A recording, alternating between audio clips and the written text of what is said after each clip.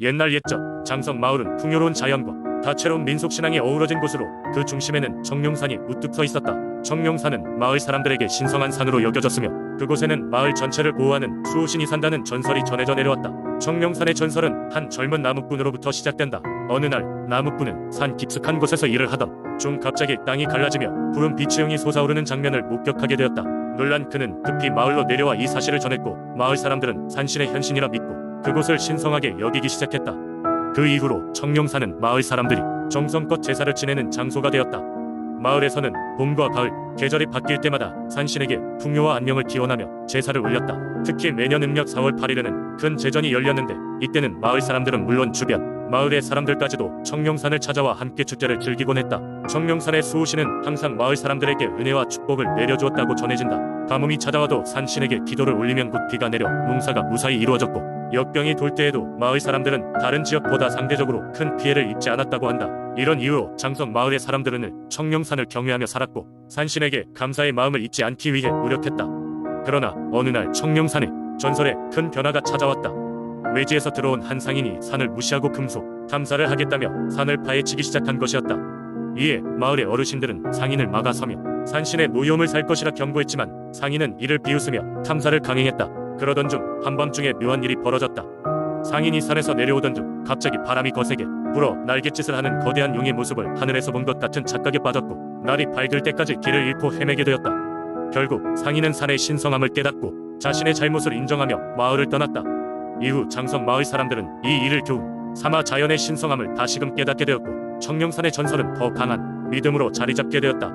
오늘날에도 장성 마을 사람들은 청룡산을 보호하고 가꾸며 그 전설과 함께 살아가고 있다. 많은 사람들이 여전히 청룡산을 찾아와 신비한 분위기를 느끼며 옛 이야기를 마음에 새기곤 한다. 이렇게 장성의 민속신앙은 세대를 거쳐 오늘날까지 그 깊은 뿌리를 이어가고 있다. 두 번째 이야기, 옛날 옛적 양평의 깊은 산속에는 용화당이라고 불리는 작은 무속당이 있었다. 이곳은 마을 사람들에게 신령의 기운을 받아 소원을 이루거나 병을 치유하기 위해 찾는 성소였다. 용화당은 겉으로 보기에는 평범한 초가집처럼 보였으나 그 내부는 신비로운 공기와 신령이 기운으로 가득 차 있었다. 무속당을 지키는 무당은 하담이었다. 그녀는 어려서부터 강렬한 예지력을 가지고 있었고 많은 사람들에게 혼을 달래주고 구원을 내려주는 역할을 했다. 그녀의 이야기는 입에서 입으로 전해지며 늘 신비롭고 신빙감 있는 존재로 사람들의 마음속에 자리 잡았다. 하담은 하루 일과를 시작할 때마다 무속당 앞에서 정성을 다해 기도를 올렸다. 그녀는 항상 조용하고 격식 있게 신과 마을 사람들 사이에 다리 역할을 수행했다. 이 무속당의 중심에는 오래된 나무, 풍경 소리가 울려 퍼졌고 매일 아침 그 소리가 울릴 때마다 마을 사람들은 자신도 모르게 가슴 깊숙이 안정을 찾곤 했다. 어느 날 마을에 무서운 전염병이 돌아 모든 이들이 목숨을 잃을까 두려워하고 있었다. 사람들은 하담을 찾아왔고 모든 도움과 기도를 부탁했다.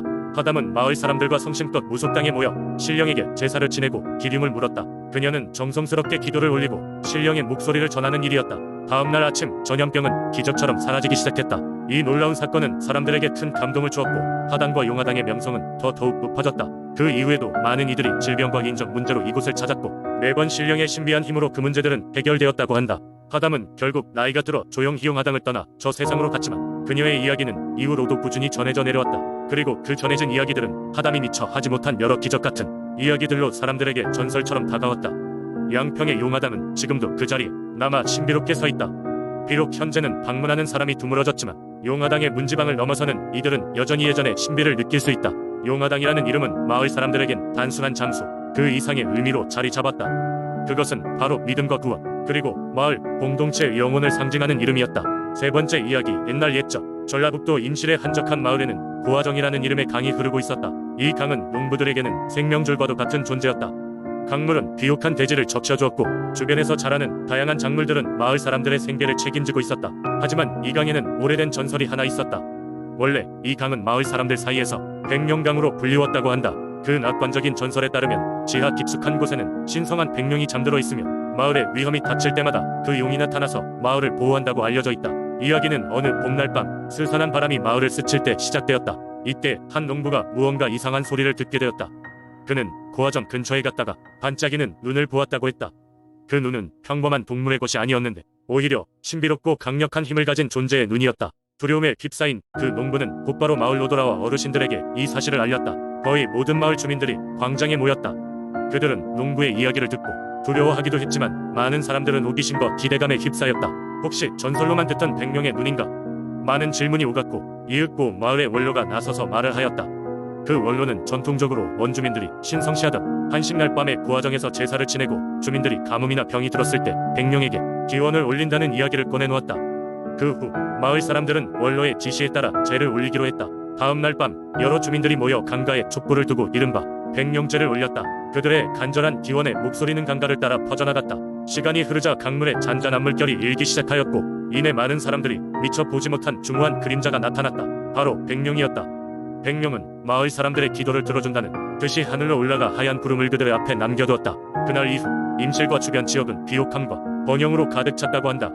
마을 사람들은 100명에 대한 전설과 그 수호력을 잊지 않았고 매년 한식날이 돌아오면 100명제를 진행하며 마을에 다시금 복과 축복이 깃들기를 빌었다. 100명의 전설은 그들의 마음속에 신비롭고 특별한 의미로 자리하게 되었고 지금까지도 그들의 민속신앙 속에 살아 숨쉬고 있다. 네 번째 이야기. 옛날 옛적 강원도 화천의 깊은 산속에 신비로운 산삼령이 살고 있었다. 이 산삼령은 수백 년에 걸쳐 자라나는 신령스러운 삶으로 모든 병을 낫게 하고 심지어 삶의 영원함을 선물할 수 있는 놀라운 능력을 지니고 있었다고 전해진다. 화천 마을 주민들은 산삼령을 경외하며 매년 봄이 되면 특별한 제사를 지냈다. 이때 수많은 사람들이 산삼령을 찾기 위해 산을 오르곤 했지만 산삼령을 발견하는 것은 거의 불가능에 가까웠다. 산삼령은 자신을 찾아오는 사람들에게 그 가치와 진정성을 시험하였기 때문이다. 한편 산삼령을 지키는 또 다른 존재가 있었으니 바로 전설의 황금곰이었다. 황금빛으로 빛나는 이 곰은 산의 수호자이자 산삼령의 친구였다. 아무도 황금곰이 있는 곳에서는 악한 일을 저지를 수 없다고 믿었다. 그러던 어느 날 한 젊은이가 마을에 찾아왔다. 그는 자신의 가족을 치유하기 위해 산삼령이 필요하다고 주장하며 산으로 향했다. 그 젊은이는 마을 주민들에게 전해들은 대로 산속을 헤매었다. 하지만 길을 잃고 지칠 무렵 마침내 황금곰을 마주치고 말았다. 곰의 눈빛에서 묘한 온화함을 느낀 젊은이는 자신이 찾아온 이유를 정직하게 말했다. 깊은 생각에 잠긴 듯한 눈으로 젊은이를 바라보던 곰은 그의 진심을 느꼈는지 방향을 알려주기 시작했다. 산에 오랜 신비가 스며든 숲을 지나 젊은이는 드디어 산삼령이 자라는 신성한 지역에 도착했다. 푸른 빛을 바라는 산삼령은 그야말로 경이로웠다. 그는 산에 다가가 손을 내밀었다. 그 순간 산 전체가 흔들리며 한 목소리가 들려왔다. 진정한 마음으로 찾아온 너에게 축복을 내리노라. 그리하여 젊은이는 완벽한 산삼을 얻게 되었고 무사히 마을로 돌아갈 수 있었다고 한다. 그 후로도 산삼령을 찾아오는 이들은 줄곧 있었지만 황금곰과 같은 길잡이는 영원히 남지 않았다. 이는 마을 사람들에게 진정한 믿음과 겸손 그리고 산과 자연에 대한 깊은 존중을 가르쳐주었다고 한다. 세월이 흘러도 그 전설은 화천의 산속에서 여전히 살아 숨쉬고 있다. 다섯 번째 이야기. 옛날 옛적 신안의 작은 어촌 마을에는 바다 할매라고 불리는 신비한 존재가 살고 있었다. 그녀는 바다의 여신으로서 마을 사람들과 바다 사이의 조화를 유지하는 역할을 맡고 있었다. 바다 할매는 백발의 할머니 모습으로 나타나며 맑고 푸른 바다색 동자를 가지고 있었다. 그녀는 마을 어귀에 위치한 작은 재단에 정기적으로 나타나 어민들에게 풍어와 안전을 기원하는 축복을 내렸다. 하지만 어느 해 극심한 가뭄과 태풍으로 인해 바다의 상태가 나빠졌다. 마을 사람들은 고기를 거의 잡지 못했고 해류가 강해져 바다에 나가는 것도 두려웠다. 삶이 점점 더 어려워지자 그들은 바다 할매에게 도움을 청하기로 결정했다. 그래서 마을 사람들은 제단 앞에 모여갔자 준비한 음식을 바치며 정성을 다해 기도를 올렸다. 그러나 기적은 쉽게 일어나지 않았다. 시간이 지나도 바다는 잠잠해지지 않았고 마을 사람들은 점점 더 초조해졌다. 그러던 중 마을의 가장 연장자가 꿈에서 이상한 장면을 보았다. 바다 할매가 그에게 나타나 너희는 나의 노를 찾을 것이다. 그것을 제대로 사용하면 다시 평화와 풍요를 되찾을 것이다. 라는 암시를 준 것이었다. 연장자는 마을 사람들에게 꿈 이야기를 전했고 사람들은 노의 의미를 고민하기 시작했다. 여러 날 동안 탐색 끝에 마침내 바닷가의 한 동굴에서 반짝이는 노를 발견했다. 그 노는 이상한 기운을 뿜어냈고 아무리 파도가 몰아쳐도 안전하게 노를 저어갈 수 있게 해주는 힘이 있었다. 마을 사람들은 노를 재단에 두고 바다 할매에게 감사의 기도를 드렸다.